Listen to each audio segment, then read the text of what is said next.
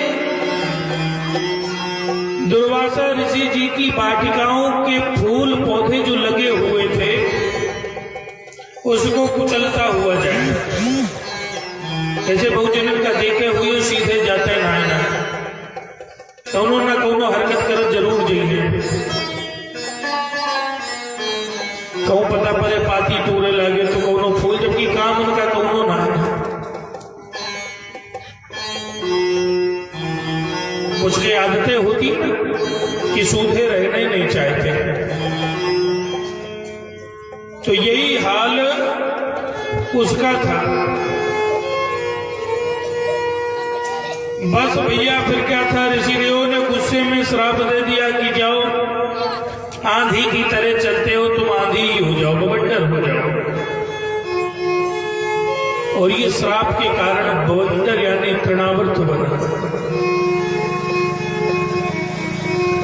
और तृणावर्त जैसे ही ये बना है तो ये आंधी जैसे उड़ा करता था, तो उड़ते हुए कंस के पास आया। बोले महाराज अगर आपकी इच्छा हो तो कहो हम मानते। कंस ने कहा यार तुम जाओगे कैसे मारोगे? अरे आंधी जैसे स्वरूप में जाओगे पूरा गोकुल ही उड़ा लोगे। बोले चिंता मत करो महाराज, हम सूक्ष्म रूप से हवा बन के जाएंगे और जहां पर आपका काल होगा बस उसे उठा के उड़ाते ले आएंगे। बस भैया फिर क्या था, श्री कन्हैया जी गोकुल में सोए हुए थे अपने यहाँ। यशोदा जी अपने कार्य में लगी हुई थी, माखन मत रही थी कि ये तृणावर्त आया। तृणावर्त बवंडर देखो ना, कबो कबो गोल गोल हवा हंसता है। जब गोल गोल उड़त है तो लोग कहा कि हम परेत रहत है।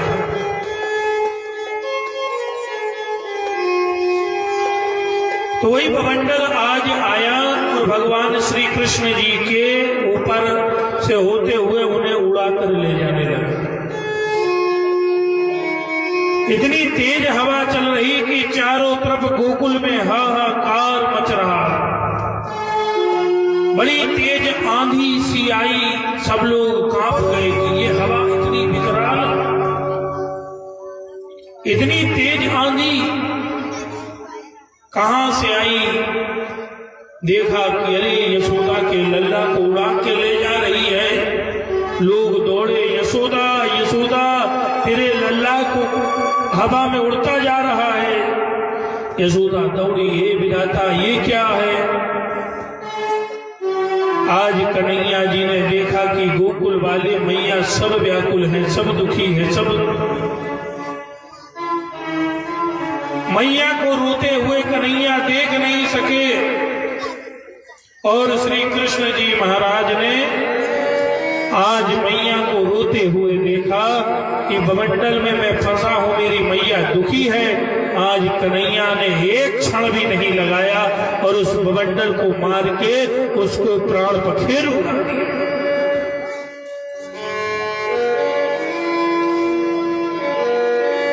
आज यशोदा जी ने कन्हैया को उठाया, गई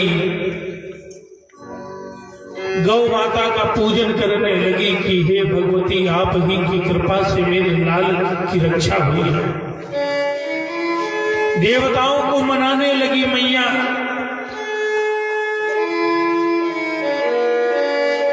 समय बीत रहा था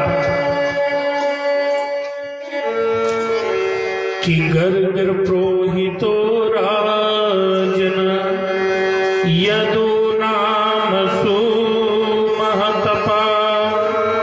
ब्रजम जगामनंदस्य वासुदेव प्रचोदितः।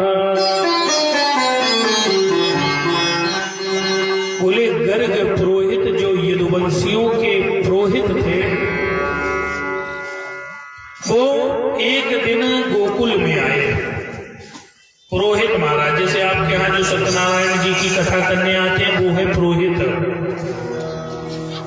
पुरोहित जी जब चला दो भैया।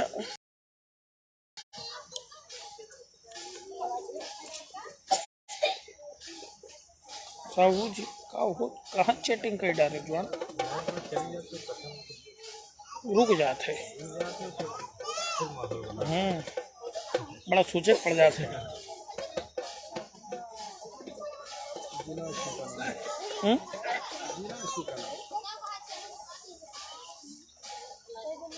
बाबा का बाबा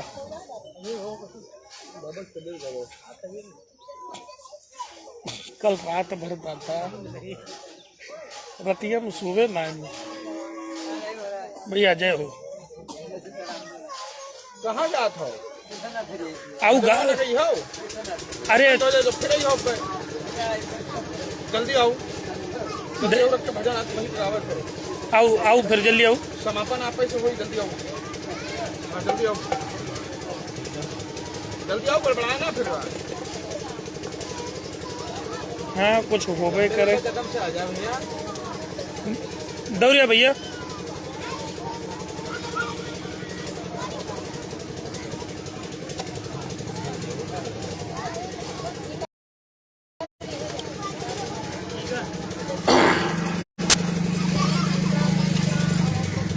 बोल मुरलिया वाले की जय। जो दो चार जने हो जोर से जयकारा लगाओ जिनकी आवाज तगड़ी हो जैसे लड़े में बोलत हो ऐसे कम से कम जोर से बोलो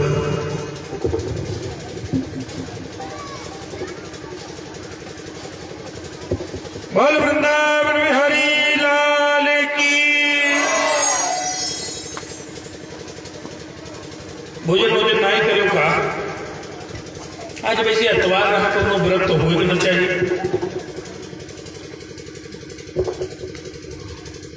माताओं जयकारा जोर से लगाओ चिंचा आवाज आ देखो ये मैं को ठीक है अच्छा बोल काली मैया की जयकारा में कंजूसी ना करो 5 दिन बचा है 2 दिन की कथा काल और परसों बस उसके बाद हवन और प्रसाद लियो जय जय सीताराम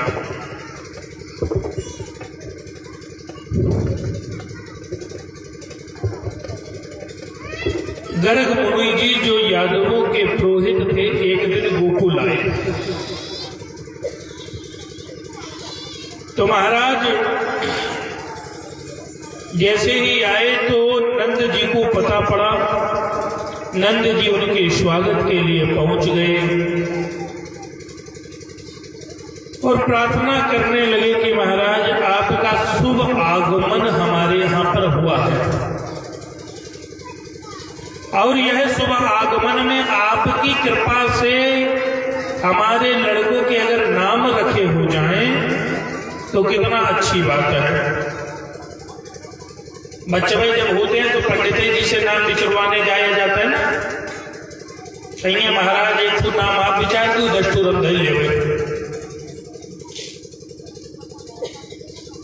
लड़कों कन्फ्यूज आ जाते कि कितना नाम उकरे है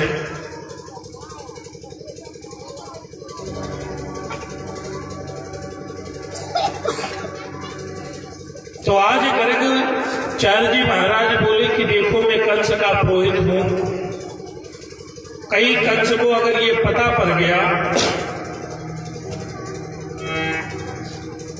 कि नंद के यहाँ पर बालकों का मैंने नामकरण किया है तो दिक्कत आ जाएगी हमारे राजा साहब गुस्साएंगे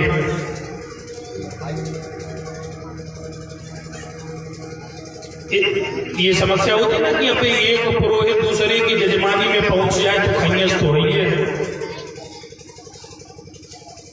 अच्छा हम लोग सत्यनारायण की कथा बाँचे नहीं जाए तो एक बार एक गलती से पकड़ लेंगे वह कहीं नहीं हम आपे से बचबुए चाहे जब हो जाए अब गलती से ले के बाद जल्दी जल्दी में हम अपने भगवान शालीग्राम घरे छोड़ गए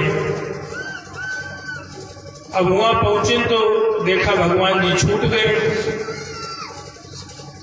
जजमान कहे महाराज भगवान कहाँ है हमका देखो प्रधान मना करे से अपने भगवान दूसरे के न जाए चाहिए अपने गांव के प्रधान दूसरे गांव में न जाइए ये हम नहीं लाएंगे वो भगवान जी लेके आ रहे हैं।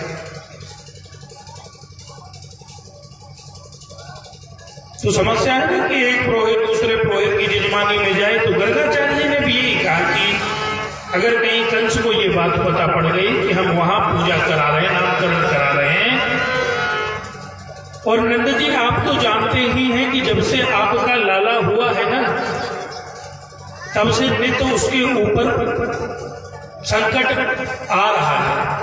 कहीं पूतना आई तो कहीं तृणावर्त आया, और कंस जानता है कि यह बालक से उसकी मृत्यु होनी है, और मैंने यदि नामकरण कर दिया तो उसे विश्वास हो जाएगा कि यही बालक है जो कंस को मारेगा, इसलिए रहने दो। बोले महाराज नामकरण आपके माध्यम से हो जाता, कोई जरूरी नहीं कि बहुत बड़ा हो तो सब किया जाए। बोले महाराज साधारण तरीके से गौशाला में बैठ के नामकरण करा दो। साधारणतः से गौशाला में बैठ के नामकरण करा दीजिए, कोनो जरूरी नहीं कि शंख बजाए के नामकरण हो।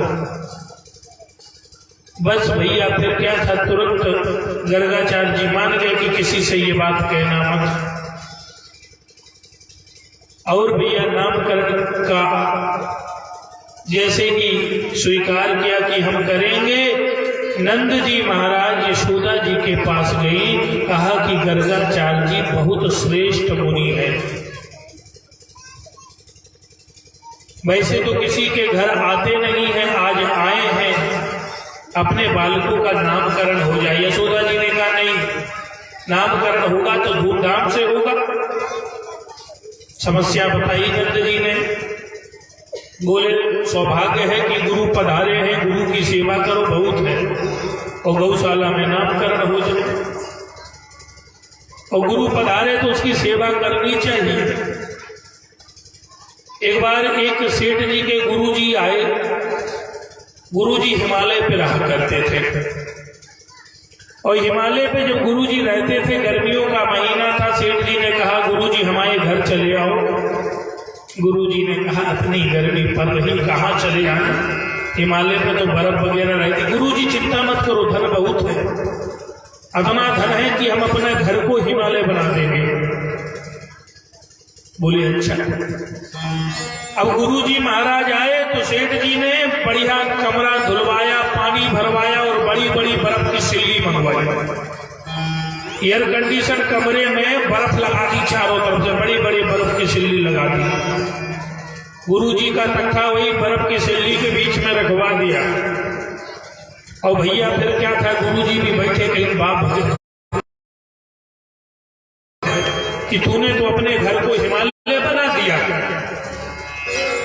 अब सेठ जी के मुनीम थे, उन्होंने भी सोचा कि हो या ना हो पैसा, लेकिन हमारे गुरु जी भी आएंगे तो हम यही व्यवस्था रखेंगे। भाव कितना सुंदर है कि गुरु आएंगे तो ऐसी ही, और जब ठंडी में गुरु जी आए तो सेवा उसी प्रकार से, कमरा धुलवाया, पानी भरवाया, बर्फ लगवाई। और बर्फ लगवाई, गुरु जी से कहा गुरु जी आओ। और ठंडी रहा दिसंबर की, गुरु जी बेचारे देख लिए। बोले आपके लिए कमरा है महाराज। गुरु जी कहीं इस कमरे में घुसर गई तो बाद में हम अपने बूते तो न निकल पाओगे, निकारे का परे। भाव उत्तम था, लेकिन समय प्रतिकूल नहीं था।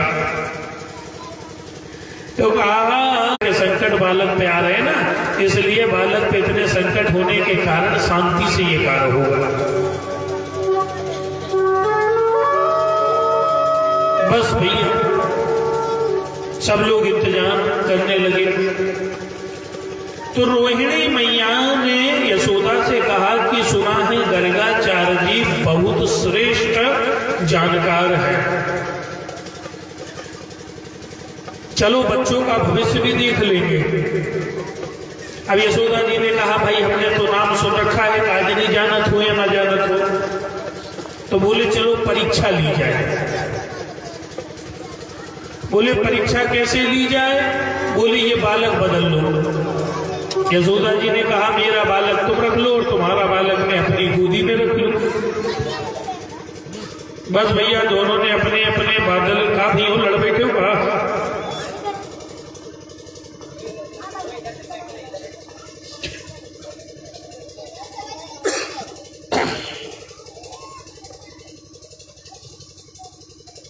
बच्चे में पीछे कलाकार है, दूर दूर बैठे हुए का ई कोने जाए दूसरा कोने बैठे, नेटवर्क बीच में मिलवे न करे तो काहे लड़िए। लेकिन बच्चे में दूर से वाईफाई कनेक्ट करिए का।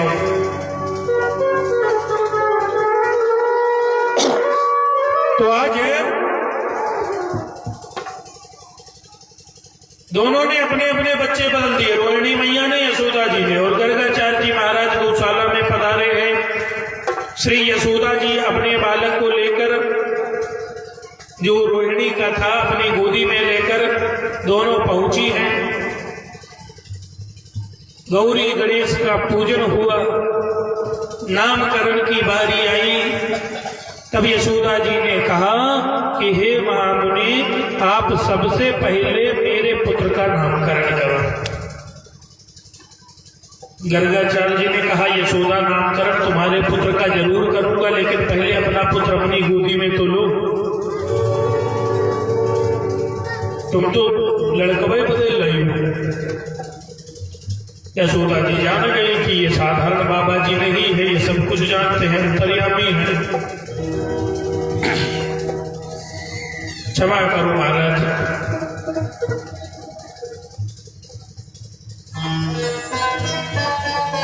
आज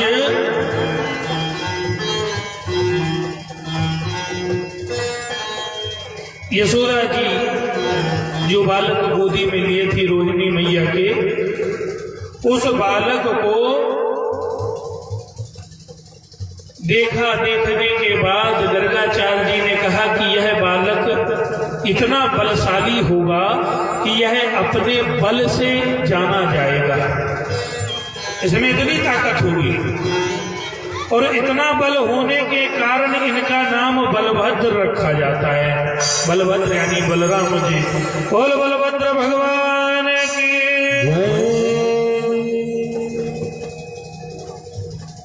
अब नाम आया, रोहिणी के गोद में बाल कृष्ण सरकार थे। बोली यशोदा, इनके नाम में क्या रखूं? समय अनुसार इनके नाम होते जाएंगे।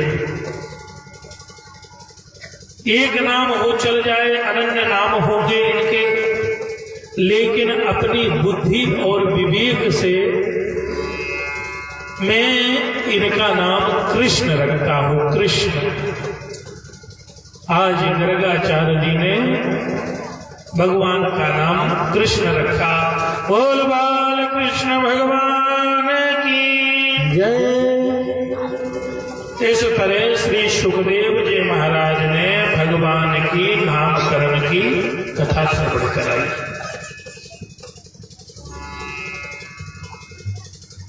समय बीत रहा, जब बालक थोड़े से बड़े हुए भगवान, तो भगवान के मुख से निकला मैया। और जैसे ही बालक बोलने लगता है ना थोड़ा सा, तो माताएं बड़ी खुश होती है, देखो हमारा बबुआ बोले लगा, लाला बोले लगा। अब यशोदा जी की खुशी का ठिकाना नहीं, नाच रही, कह रही, कहने लगे मोहन मैया मैया, कहने लगे मोहन मैया मैया, कहने लगे मोहन मैया मैया।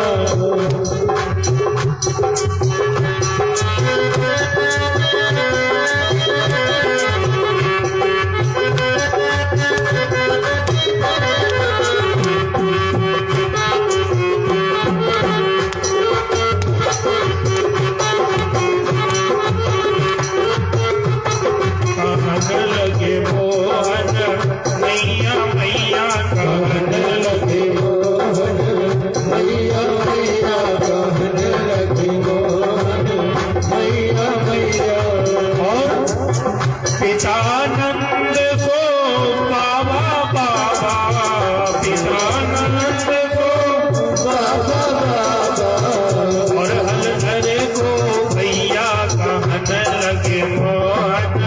मैया मैया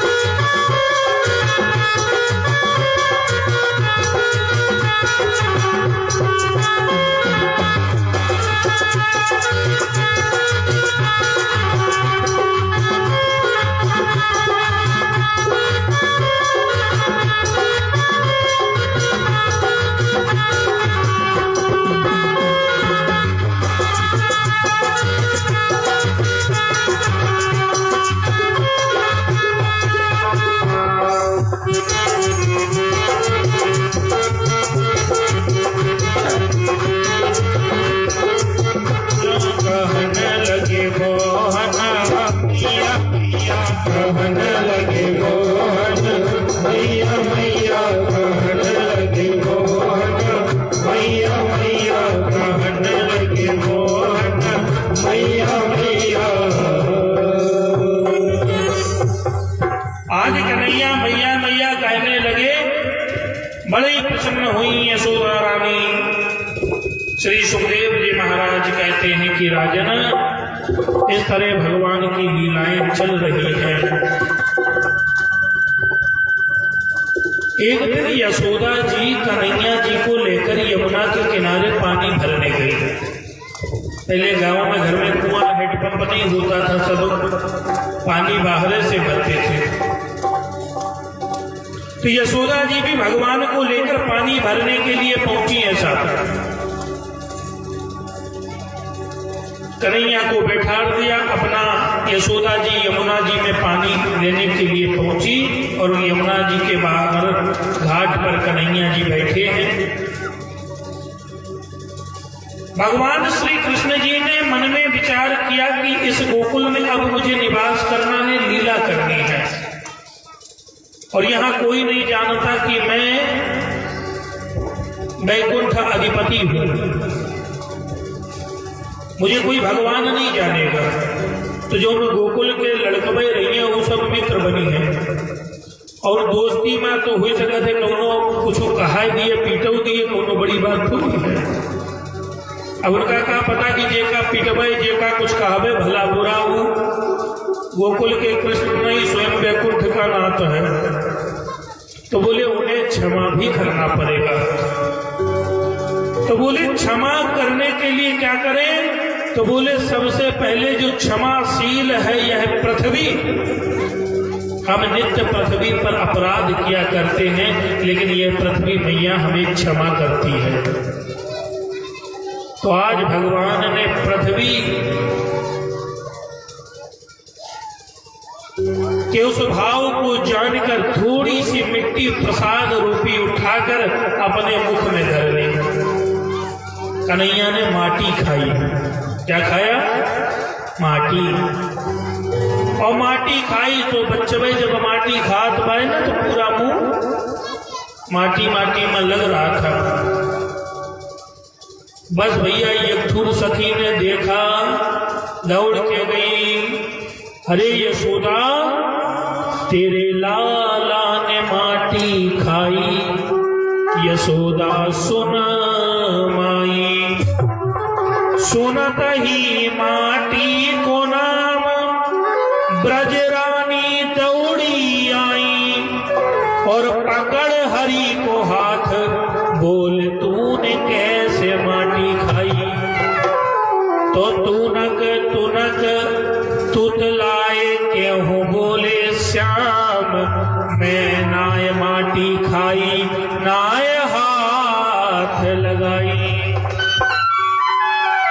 अरे मैया, मैंने माटी नहीं खाई और खाने की बात छोड़ो मैया, मैंने तो माटी छुई नहीं। यशोदा जी बोली अच्छा लाला, संसार में तू ही सजधारी पैदा भयो, बाद बाकी तो सब झूठे थे। मुंह पे दिख रही है माटी और बाद बाकी कह रहा है लाला की माटी नहीं खाई। बगल में डंडी पड़ी थी, यशोदा जी ने डंडी दिखाई। कन्हैया जी रोने लगे हैं, थर थर कांप रहे हैं।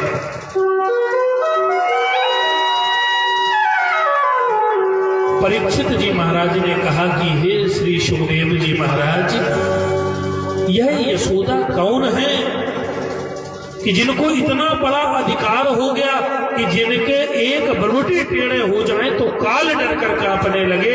आज वह कालों के काल श्री कृष्ण यशोदा जी के सामने कांप रहे हैं।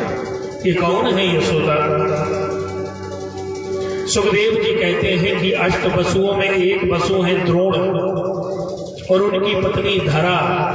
द्रोण जो हुए वो नंद बने और धरा यशोदा बनी है। इन्होंने सूखे पत्ते चबा चबा कर भगवान का पूजन ध्यान किया और कहा कि नाथ आपकी लीलाएं हम अपने आंगन में देखना चाहते हैं। उन लीलाओं को सिद्ध करने के लिए उनके यहाँ पर श्री बालकृष्ण जी का जन्म हुआ है। बोलिए, उनकी तपस्या का फल है कि कृष्ण आज उनके सामने रो रहे हैं। और कहते क्या हैं? अरे मारे मती मैया वचन धर बायले पर मारे मती मैया।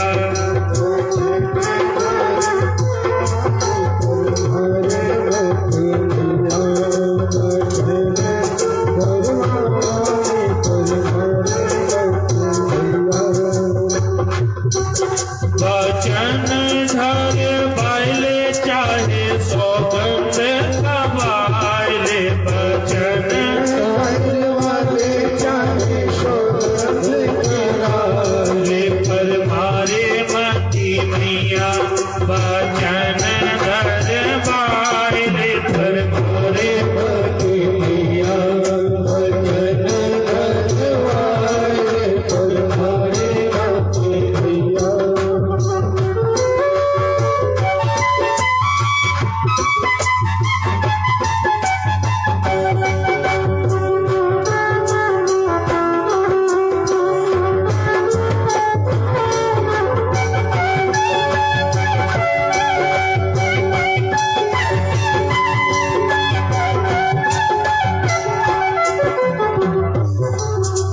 गंगा की खवाले चाहे यमुना की खवाले।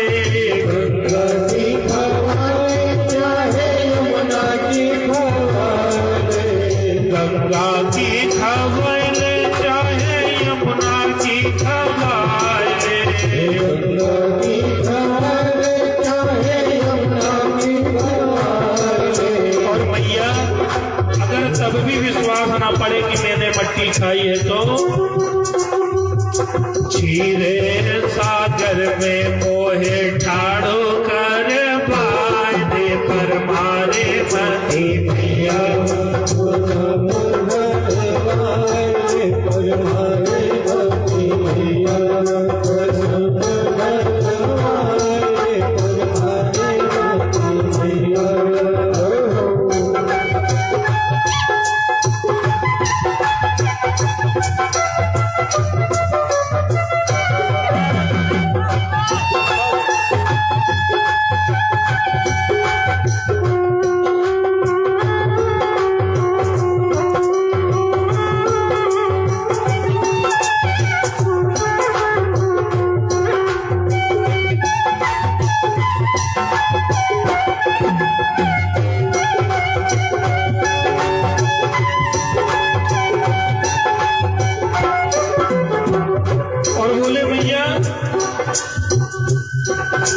मन सुख की खवाले चाहे धन सुख की खवाले।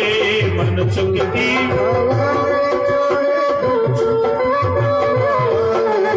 यशोदा जी बोले जी मनसुखा और धनसुखा कौन है? कन्हैया बोले हमारे मित्र है मैया। बोले लाला मित्रों की भी कसम खा जाए। बोले क्या करूं, विश्वास ही नहीं कर रही। मन सुख की खवाले चाहे धन सुख की खवाले। सुख की खवाले चाहे धन सुख की खवाले। और मैया अगर फिर भी विश्वास न पड़े तो ये काम और करा ले। बोले क्या? राहु जी भैया के सर पे हाथ धर बायले पर मारे मती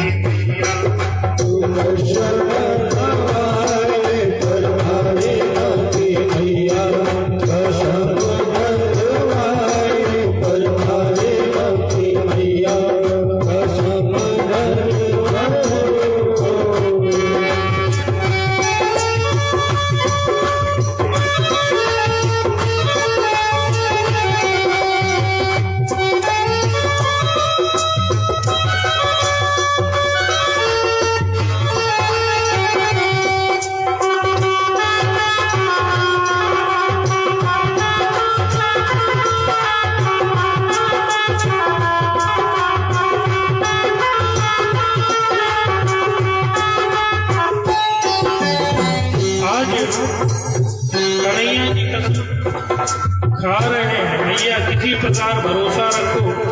क्या नाम भाई? नमोआ तमाम बहुत दूरी साहब वहाँ पर। अच्छा, बाहपुर से आई है माई, उनकी ओर से 10 रुपया और ये 20 रुपया अनुभव भैया उनकी ओर से प्रसाद आया है। भगवती सदैव कृपा करे। कन्हैया तूने माटी नहीं खाई? बोले ना। बोले लाला ये जो मुंह पे लगी है, बोले मैया मुंह के अंदर भी देख कुछ नहीं है, ये तो केवल दिख रही है। बोले अच्छा। जैसे ही कन्हैया जी ने मुंह खोला है, मुंह में संपूर्ण ब्रह्मांड को आज यशोदा जी ने देखा।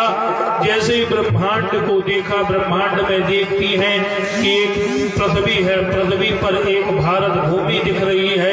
भारत भूमि के अंतर्गत उत्तर प्रदेश के अंतर्गत मथुरा धाम, मथुरा धाम के अंदर गोकुल नगरिया, गोकुल नगरिया के अंदर यमुना जी का किनारा है और यमुना जी के किनारे यशोदा जी बैठी कन्हैया जी के मुंह में माटी देख रही है। इतना सब कुछ देखा, यशोदा जी बेहोश हो गई।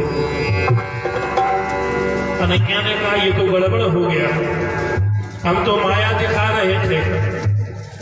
फिर अपनी बहन योग माया से कहा कि बहनी इच्छा है इनकी माया भुला दो सब। बस भैया फिर क्या था, संपूर्ण माया भुलाई। कन्हैया ने नन्ही सी आवाज में आवाज दिया, मैया आंखी खोल। यशोदा जी ने देखा, अरे कन्हैया लगता है आज भोजन करके नहीं आई, इसलिए चक्कर आ गया था। उठा के कन्हैया को लेकर आज यशोदा जी आई हैं। इस तरह श्री सुखदेव जी महाराज बाल कृष्ण जी की लीला का वर्णन कर रहे हैं और हम सब लोग भी प्रेम से भगवान की इस अद्भुत लीला को श्रवण कर रहे हैं। इस पावन लीला आनंद कंद सच्चिदानंद भगवान की लीला की कथा का प्रथम बेला की यहीं पे हम लोग आज विश्राम करेंगे। 5 बजे हैं, क्योंकि कल बताया कि 6 बजे ले कथा दिनों में चली और रतिया में 1 बजे ले। दोपहर में वैसे भी कम व्यक्ति रहते हैं, इसलिए समय 5 बजे जो निर्धारित है, 5 बजे विश्राम और 7:30 बजे से कथा प्रारंभ हो जाएगी। समय अनुसार आप दूसरी बेला की कथा में पढ़ते तो 1 बजे हमारे अजय भैया जी की ओर से और आप लोग आरती की तैयारी करें।